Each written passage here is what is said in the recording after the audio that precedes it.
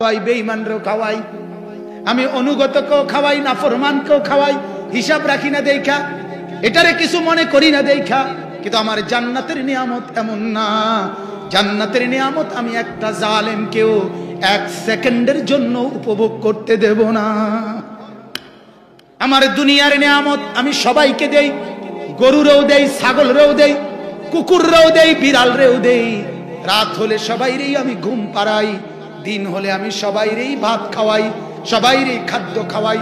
এজন্য নওজোয়ান বন্ধু, মুসলমান ইমানদার, আল্লাহর বান্দারা সবাইকে বলি, যারা মনে করছেন জীবন মানে কামাই করা, জীবন মানে শুধু রোজগার করা, জীবন মানে শুধু খানা খাওয়া, আর জীবন মানে শুধু ঘুম যাওয়া, বছরের পর বছর, মাসের পর মাস, যাদের ফজরের নামাজ ছুটে যায়, যাদের সেজদা ছুটে যায়, যাদের আল্লাহর কোরআন পড়া নসিব হয় না, আহারে বদনসিব।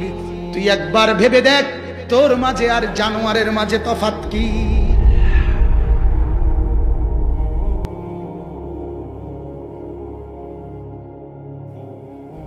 যুবকরা, আমরা তোমাদের পরিবর্তন চাই। নওজোয়ান সাথীরা, আমরা চাই তোমাদের চুল এরকম যেন না হয়, আমরা চাই তোমাদের চেহারা এমন যেন না হয়, আমরা চাই এই কপাল যেন সেজদাওয়ালা কপাল হয়, আমরা চাই এই চোখ যেন কাঁদনেওয়ালা চোখ হয়, আমরা চাই এই জবান যেন জবান জিকিরওয়ালা জবান হয়, আমরা চাই এই দিল যেন মহব্বতওয়ালা দিল হয়। আল্লাহর কসম, নওজোয়ান, আল্লাহকে নারাজ করে, আল্লাহকে নারাজ করে দুনিয়াতেও কেউ দামি হয় নাই, আখিরাতেও কেউ দামি হবে না, হবে না, হবে না। খাসিরাত দুনিয়া ওয়াল আখিরা। আল্লাহ বলছে দুনিয়াও বরবাদ, আখিরাতও বরবাদ। যুবকরা, নিজেদেরকে বরবাদ করে দিচ্ছ তোমরা, নিজেদেরকে বরবাদ করে।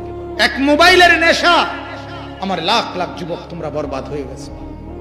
মনে রাখো বন্ধু, জিন্দেগির প্রতি ঘন্টা, প্রতি মিনিট, প্রতি সেকেন্ড, প্রতিটা চোখের পলক, কানের প্রতিটা শ্রবণের প্রত্যেকটা অবস্থা তোমার আমল নামার মধ্যে লিখাও হয়, আর সেটা হাসরের মাঠে মিজানের পাল্লায় মাপা হবে। সেদিন যদি ভারী হয় আমল নেকি, তাহলেই তুমি কামিয়াব। আর যদি তোমার নেকির আমল নামায় কমে, গুনার আমল নামা ভারী হয়, তাইলে তুমি নিজের উপরে নিজে শেষ, এবং তুমি আল্লাহ তাআলার ভাষায় তখন তুমি জালেম, নিকৃষ্ট পাপী হিসেবে জাহান্নামে নিক্ষিপ্ত। এই আয়াত, এমন দুইটা আয়াত, তিনটা আয়াত আমি আপনাদের সামনে তেলাওয়াত করছি। আগে আয়াতের তরজমা বলি, তাইলে আপনারা বুঝবেন। আমরা আপনাদের ফিকির, আপনাদের ইসলাহ চাই। বাপ কবি ইধার, কবি উধার, কবি জমি পর, কবি আরশ পর, কবি দর বদর, কখনো এদিকে, কখনো সেদিকে, কখনো নিচে, কখনো উপরে, কখনো দুয়ারে দুয়ারে আমরা ঘুরতে থাকি। এক কথার ফেরিওয়ালা, একই কথার ফেরিওয়ালা, আখিরাত, আখিরাত, আখিরাত। যদি বলো মোল্লা মৌলবীরা, তোমাদের কাছে এই ছাড়া আর কোনো কথা নাই, নাই দোস্ত, আমার কাছে নাই। কি করতে হবে? না থাকলে কি করার আছে তুমি বলো না ভাই। আখিরাত ছাড়া আর কোনো কথা নাই, কবর ছাড়া আর কোনো কথা নাই। দুনিয়া বুঝাইবার লোকের খুব প্রচুর লোক। এক বাজারে শুধু চা বেচনের লাগে বন্ধু অনেক লোক। একই বাজারে ইচ্ছা করলে একটা 1000 লিটারের গাজি টাঙ্কি এনে দিলে, এই 1000 লিটারের মধ্যে যদি চা বানাইতো, তাহলে এতগুলো কেটলি আলগা আলগা লাগতো না। কথা বোঝেন নাই আপনি? না, এক বাজারে শুধু চা বিক্রি করার জন্য অনেক লোক আছে, পান বিক্রি করার জন্য অনেক লোক আছে। দুনিয়া বুঝাইবার জন্য আল্লাহর কসম হাজার হাজার, লাখ লাখ, কোটি কোটি কোটি কোটি বনি আদম দিবা রাত্রি দুনিয়া বুঝাইতেছে। ক্ষেতের পারে, ক্ষেতের মধ্যে যেই কৃষকটা ধান বুনে, যেই কৃষকটা তরকারি লাগায়, তারেও প্যান্ট শার্ট কিনতুন না। এরপরে ডিগ্রিধারী ব্যক্তি আইসা প্রাইভেট কার থামাইয়া তারে আইসা বীজ বুঝায়, দানা বুঝায়, কোন সময় কোন ফসল করলে ভালো হবে এটা বুঝায়। এরকম লোক আছে। বিল্ডিং এর কাম শুরু করলে সিমেন্ট কোম্পানির লোক বালু কোম্পানির লোক, ইট কোম্পানির লোক, পাউডার কোম্পানির লোক, সব দলে দলে আইসা দুনিয়া বুঝায়। দুনিয়া বুঝাবার লোকের অভাব নাই। হাজারো নেতা, হাজারো রাজনৈতিক মানুষ, হাজারো কর্মজীবী মানুষ, হাজারো চাকরিজীবী, কোটি কোটি বনি আদম দুনিয়াই তো বুঝাইতেছে। আর আমরা অল্প কয়েকজন মোল্লা মৌলবী কবর শোনাচ্ছি, আখিরাতের কথা বলতেছি, এটার থেকেও বাধা দিচ্ছ কেন? এটাও বাধা দিচ্ছ কেন? কেন কবর, আখিরাত, মিজান, ফুলসিরাত, হাসর, নসর, জান্নাত, জাহান্নাম এগুলো হবে না? কথা বলেন না কেন? এগুলো হবে না? তো এগুলো বুঝাবার জন্য কেউ দরকার নাই, এগুলোর কথা মনে করায় দেওয়ার জন্য কেউ দরকার নাই। হায় হায়, কে বুঝাবে বলো দোস্ত? এগুলো বুঝাবার লোকের তো বড়ই অভাব। আখিরাত মনে করায় দেওয়ার লোক তো বড় অভাব। 24 ঘন্টা কোনো অটোতে, কোনো রিক্সায়, কোনো সিএনজিতে, কোনো ফ্যাক্টরিতে, কোনো গার্মেন্টসে, কোনো রেস্তোরাঁয়, কোনো হোটেলে, কোনো চা দোকানে, কোনো মার্কেটে, কোনো শপিং সেন্টারে, কোথাও তো আপনার আখিরাতের কথা কেউ বলে না। যে চা দোকানদারের কাছ থেকে আজকে 10 বছর ধরে চা খাইতেছেন প্রতিদিন গিয়া, তারে একটা দিন কি বলা দরকার ছিল না, দোকানদার ভাই তোর কি আল্লাহ নাই, তোর কি আখিরাত নাই? আরে দোস্ত তুই কি মূর্তি না? তুই যে একটা সেজদাও দিস না কোনোদিন, তুই যে এক ওয়াক্ত নামাজও পড়স না, এটা কি বলার দরকার নাই বা? কে বলবে ভাই? এই জন্য আপনারা অনেক সময় অনেক দুর্ভাগা মানুষই কথা বলে, হুজুররা, মোল্লা মুন্সিরার আর কোনো কথা নাই, শুধু কবরের কথা, হাসরের কথা। আর কি কথা বলতাম তুমি কও না ভাই? আর কি বলতাম? কোনানে সিমেন্ট কিনলে ভালো হয়, কোন দোয়ানতে, এটা বুঝি এত বড় ফ্যান্ডেল লাগাইয়া কোন দরকার? কথা বলেন না কেন? আপনি এটা শুধু এমনি বাজারটার মধ্যে কথাটা শুধু মুখের তুন বাইর করেন না যে ভাই আমি 10 বস্তা সিমেন্ট কিনলাম, হইলে কোনানতে কিনলে ভালো হয়, বুদ্ধি তো না 200 লোক দৌড়ে যাইবে। এই পরিমাণ বুদ্ধিদাতা আমাদের দেশে, ঠিক কিনা বলেন? তাহলে দুনিয়া বুঝাবার মতো লোক আছে কিনা বলেন? আখিরাত বুঝানোর লোক বড় কম, বড় কম। আল্লাহ তাআলা এখানে বলছেন, আমি আপনাদেরকে শোনাচ্ছি ছোট ছোট 3টা আয়াত কোরআনুল কারীমের 8 নম্বর পারা, 7 নম্বর সূরা। সূরাটার নাম সূরা আরাফ। এই সূরার 3টি আয়াত 8, 9, 10, এই 3টি আয়াত আপনাদের সামনে পড়েছি। অল্প একটু সময় আর লাগবে ইনশাআল্লাহ। আর একটু বসবেন সবরের সাথে, ইনশাআল্লাহ। 10:30 বাজে, 11টার ভেতরে ইনশাআল্লাহ শেষ হয়ে যাবে। আল্লাহ তৌফিক দান করেন। আল্লাহ তাআলা বলেন, ওয়াল ওয়াজনু ইয়াউমা ইদিনিল হক। 8 নম্বর আয়াত সূরা আরাফ। আল্লাহ তাআলা বলেন সেদিন, ইয়াউমা ইদিন মানে সেদিন, মানে হাসরের দিন। কোন দিন? আখিরাতের দিন। এটা হবে তো? হবে না? এটা হবে, কোনো সন্দেহ নেই। 1450 বছরে কোরআনের দুনিয়াবি কথাও কোনো ভুল হয় নাই, কাজেই আখিরাতের কথাগুলোও ভুল হবে না। বুঝেন নাই কথা? কোরআনুল কারীম দুনিয়াবি বিষয়ে যেই তথ্য দিছে এগুলোও নিখুঁত, তাহলে ওইগুলোও নিখুঁত।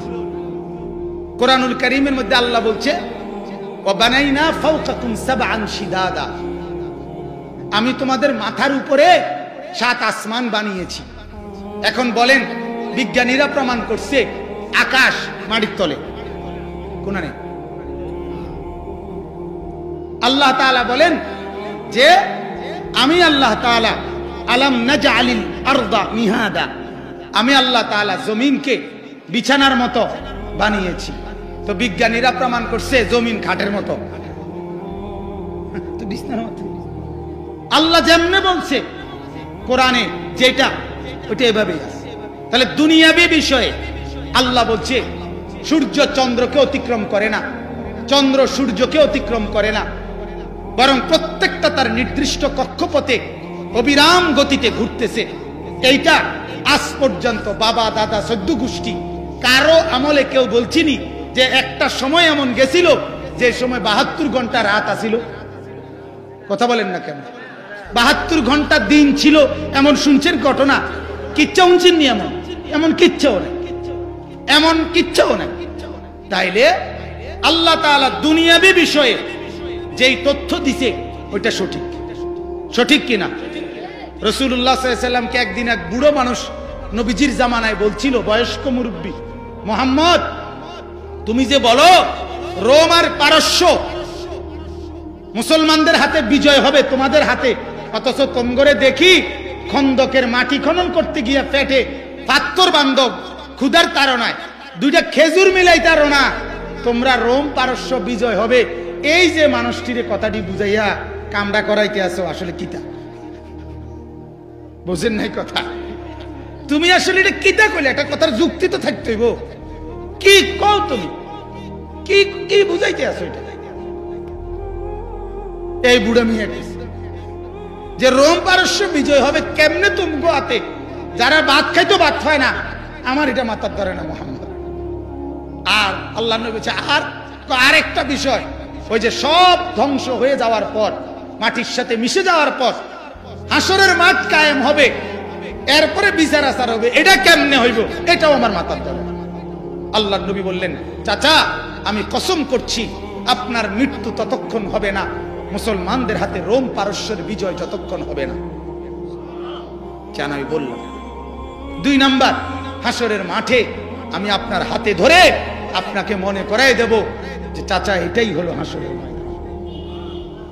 হযরত ওমর রাদিয়াল্লাহু তাআলা আনহুর জামানায় যখন ষষ্ঠ ওমর রাদিয়াল্লাহু তাআলা আনহুর খেলাফতের 6 বছর পার হয়েছে, এরই ভিতরে রোম এবং পারস্য দুইটাই বিজয় হয়েছে। আর এই বুড়া চাচা তখনও জীবিত ছিল। চাচা দেখছে পরিষ্কার, তখন এই চাচা ওমরকে বলছে, ওমর আমারে কালেমা পড়ে মুসলমান বানাও। অথচ রাসূলুল্লাহকে দেখছে, ঈমান আনে নাই। ওমর রাদিয়াল্লাহু তাআলা আনহু বললেন, চাচা আজ কেন ঈমান আনবেন? কয় মুহাম্মদের কথা এটা যেহেতু ঠিক হইছে, কাজে বুঝছি এটাও ঠিক হইল। কথা বুঝছেন না? এটা যেহেতু কি হইল, চোখেই দেখলাম, ওইটাও হবে বুঝছি, কাজেই আজ ঝামেলায় যাইতে চাই না, কাজে ঈমান আনলাম। কিতাবে আছে হযরত ওমর রাদিয়াল্লাহু তাআলা আনহু বলছিলেন, চাচা আমি সেদিনে বিশ্বাস করছিলাম, আমার ইয়াকিন ছিল আপনার মৃত্যু হবে না যতক্ষণ আপনি ঈমান না আনবেন। বলছে কেমনে বুঝছো তুমি? বলছে আমি বুঝছি, আল্লাহর নবী আপনারে কইছিল যে আপনার হাতে ধরবে হাসরের মাঠে, হাতে ধরে বলবে, মনে করাই দিবে এটা হাসরের মাঠ। আর আমার ইয়াকিন হইছে সেদিনে মুহাম্মদুর রাসূলুল্লাহ যার হাতে ধরবে তারে রব্বুল আলামিন জাহান্নাম দিতে পারে না। এই জন্য আমি বুঝছি, তখনই আমি বুঝছি আপনি মৃত্যুর আগেই কালেমা পড়বেন। আমার বলার উদ্দেশ্য হলো এই কথাইটা যে রাসূলুল্লাহ সাল্লাল্লাহু আলাইহি ওয়াসাল্লামের দুনিয়ার ভবিষ্যৎবাণী এটা যেহেতু ঠিক হইল, তো ওইটাও কি হবে? ঠিক হবে। ঠিক কোরআনের দুনিয়াবী তথ্যগুলো এগুলো যেহেতু ঠিক হইল, ওইগুলোও কি হবে? এটাই আল্লাহ বলছে, ওয়াল ওয়াজনু ইয়াউমাইদিন আল হক। আমার বান্দা শুনে নাও, তোমার পুরা জিন্দেগীর আমল এটা যে ওজন করা হবে সেদিন হাসরের মাঠে, এটা সত্য। এটা তুমি খামখেয়ালি মনে করো, এটা তুমি খেলা মনে করে উড়াই দিও না। আরে দূর, আরে দূর, আছে না এমন বল, আরে দূর, হুজুরের কথা, এত কথা দইরা কুলান যাইত না, হুজুরের সব দইরা কুলান যাইত না। হ্যাঁ, যত কয় অত না। আরে হুজুরের এত কথা ধরলে দুনিয়া চলন যাইতো না। এই সমস্ত কথা যারা বলে এরা গ্রেট বেয়াদব, চূড়ান্ত বেয়াদব, নাফরমান। তুই কি বললি? হুজুরের সব কথা ধরা যাবে না, হুজুরদের কোনো কথাই তুই ধরিস না। হুজুরদের কোনো কথা ধরতে কেউ বলে না, আল্লাহর কথা ধরতে বলছে, রাসূলুল্লাহর কথা ধরতে বলছে। জবানে না হুজুরের কথা তো আল্লাহর, জবানে না মৌলবীর কথা তো রাসূলুল্লাহ। আমার কথা তুমি ধরবা কিত্তা? কথা বলেন। আমি আমার 2 ছেলের জন্য আজকে দুপুরবেলা জোহরের নামাজের সময় ক্যান্টনমেন্ট ময়নামতি সুপার মার্কেট থেকে একটা কোট আর একটা জাম্পার জ্যাকেট কিনছি আজকে ময়নামতি সুপার মার্কেট থেকে। আপনাদের সবাইকে বললাম আগামীকাল থেকে আপনারা যারা জ্যাকেট এবং জাম্পার কিনবেন তারা ক্যান্টনমেন্ট ময়নামতি সুপার মার্কেট থেকে কিনবেন। বলেন ইনশাআল্লাহ। আয় বলেন ইনশাআল্লাহ। আয় কিন্তু ইনশাআল্লাহ কথা বুঝছেন না, এটাই বুঝাইলাম। আর এটার বেলায় আপনি আঁশ দিলে ঠিক আছে, এখন আপনি যদি আঁশ দিয়া এটারে আমার এটারে উড়াইয়া দেন এটা ঠিক আছে যে হুজুর আপনি এটা কিতা করলেন। আমরা এনে কি বাজারের অভাব পড়ছি না? আমি জাম্পার কিনতাম আমি টেন্ডার মে যাবো কিনতাম কি বেকুব ঠাউরাইছেন নাকি আমার? হ্যাঁ আপনার দাওয়াত দিয়ে আনছি দেখে আপনি সব সুপার মার্কেটের দালালি করতে আইছেন, ঠিক কি না বলেন? তাহলে এটা না আমার কথা, মানে আমার বলার উদ্দেশ্য এই কথাটা যে আপনি যে বললেন হুজুরদের সব কথা ধরন যাইতো না, আমি তো আপনারে বলি হুজুরের কোনো কথাই ধরেন না। এটা আমার কথা যে আমি ক্যান্টনমেন্ট থেকে জাম্পার কিনছি, কথা বুঝছেন না? এটা আপনি ধরনের দরকার না, আপনি আপনার বাজারের থেকে কি কিনবেন? জাম্পার কিনবেন, ঠিক কিনা বলেন? কিন্তু আপনি আল্লাহর কথা ধরবেন না কেন? রাসূলুল্লাহর কথা ধরবেন না কেন? এই 2 দিনের মৌলবীরা ওরা এই বাজার খরচার হিসাব নি কইছে আপনারে, পাঙ্গাস মাছ আর তেলাপিয়া মাছ দি বলছে আপনারে, তাইলে আল্লাহর কথা বলছে। কার কথা? রাসূলুল্লাহর কথা, আল্লাহর কথা। অতএব জবান মাওলানার, কিন্তু কথা কার? আল্লাহ। আল্লাহ জবান জিবরাইলের, কিন্তু কথা কার? হ্যাঁ, এই জন্য কোনোভাবে এই কথা বলবেন না ইনশাআল্লাহ। বলেন ইনশাআল্লাহ। যে হুজুরদের সব কথা ধরলে চলবে না, না এটা মানে তো এটাই আল্লাহর সব কথা ধরলে চলবে না। নাউজুবিল্লাহ। আল্লাহর সব কথা ধরলে চলবে না নাকি ধরতে হবে? বলেন না। আল্লাহ তৌফিক দান করেন, বলেন আমিন। মনে রাখবেন 2 জিনিস জরুরি মনে রাখবেন। এক হলো কোনো আমল না করা, এটা কবিরা গুনাহ, গুনাহ। আর একটা তুচ্ছ তাচ্ছিল্য করা, অবজ্ঞা করা, টিটকারি করা, এটা কুফরি।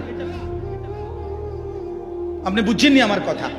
দাড়ি না রাখা কবিরা গুনাহ, কিন্তু দাড়িকে টিটকারি মারা এটা কুফরি। এটারে কি মারা? টিটকারি করে। দাড়ি রেখছো বেটা, মিছা কথা কও। হ্যাঁ, দাড়ি রেখে বেটা মিছা কথা কসকা। আমি পরিষ্কার বলি, দাড়ি রেখে মিছা কথা বলা যায়, হ্যাঁ গুনাহ হয়। কি হয়? এটা দাড়ি ছাড়া মিছা কথা কইলেও গুনাহ। দাড়ির লগে মিছা কথার কোনো সম্পর্ক নাই, ঠিক কিনা বলেন না কেন? মিছা কথা দাড়ি রাইখা কইলেও গুনাহ, দাড়ি না রাইখা কইলেও গুনাহ, কাবা শরীফের ইমাম সাহেব কইলেও গুনাহ, ঠিক কিনা বলেন? তো তুমি দাড়ির লগে মিছা কথারে মিলাইলা কেন? বড় দাড়ি রেখে মিছা কথা কস, তার মানে কি ক্লিন শেভ হইলে মিছা কথা বলা যাবে? তো তাইলে এটার লগে এটা কেন মিলাইলে? যে রোজা রেখে মিছা কথা কস, না রোজা রেখে মিছা কথা বলা যায়, গুনাহ হয় আর কি। গুনাহ তো সারা বছরে হয়, কথা বলেন না কেন? রোজা ছাড়া অন্য মাসে মিছা কথা কইলে গুনাহ না, তো তো রোজার লগে এটা মিলাইলো কেন?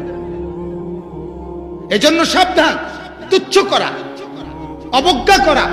আমার একদিন বলছিল এক লোক যে দাড়ির মধ্যে কি ইসলাম লটকাইয়া আছে নাকি? আমি বলছি হ্যাঁ, দাড়ির মধ্যে তোর ঈমান লটকাইয়া আছে। ঈমান, ঈমান বেটা না রাখা এটার তো কোনোদিন সুযোগ হইতে পারে তওবা করছে, কোনোদিন ভুল বুঝছে, কোনোদিন কোন আলেমে দ্বীনের কথায় চোখের পানি আসছে, তো জিন্দেগি বদলায় গেছে, হইতে পারে না? এটা তো আপনার আল্লাহ মাফ করে দিবে। কিন্তু কুফরি, তার তো খবরই নাই, তার অবজ্ঞা তুচ্ছ তাচ্ছিল্য করা অনুমতি নেই। আল্লাহ বুঝার তৌফিক দান করেন।